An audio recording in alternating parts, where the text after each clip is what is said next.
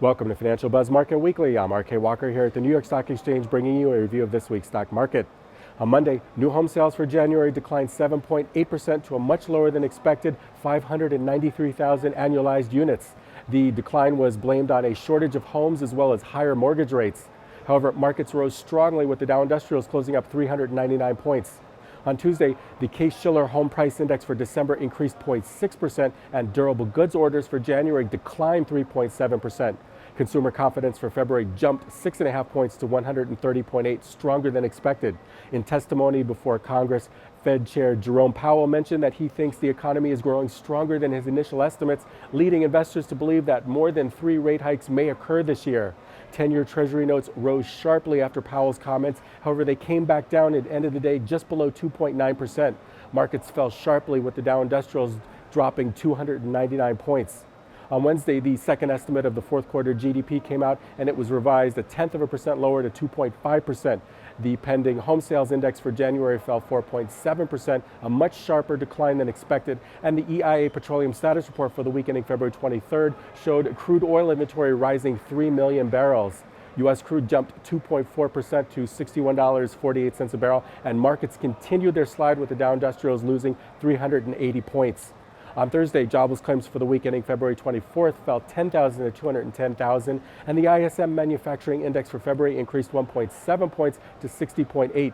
Personal income for January increased 0.4%, consumer spending rose 0.2%, and the PCE price index jumped by 0.4%. Early in the day, markets rose. However, President Trump said the U.S. will impose tariffs on steel and aluminum imports next week. Markets then sold off with the Dow Industrials closing 420 points lower. On Friday, markets opened sharply lower on continued worries about new tariffs starting a trade war. Now let's take a look at some stocks.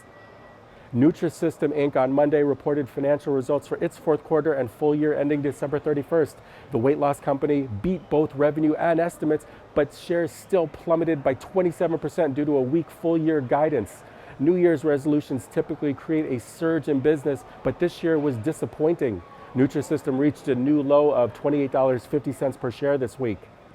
Palo Alto Networks reported its fiscal second quarter results and beat analyst estimates for both revenue and earnings. The company's product business reported revenue of $202 million, up from $168 million a year ago. Subscription and support revenue was $340 million, up from $253 million. Palo Alto Networks reached a new 52-week high of $179.15 per share on Tuesday. Macy's on Tuesday reported fourth quarter earnings per diluted share of $4.31 compared to $1.54 a year ago.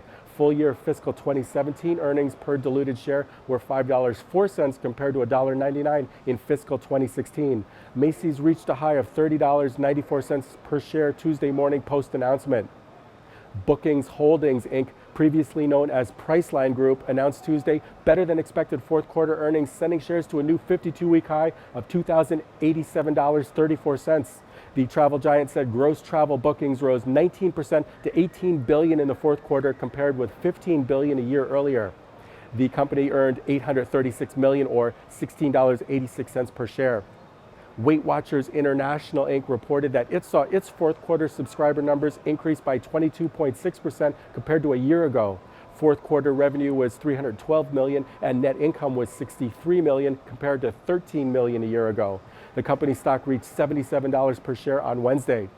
This is Financial Buzz Market Weekly. I'm RK Walker, and I'll see you again next week.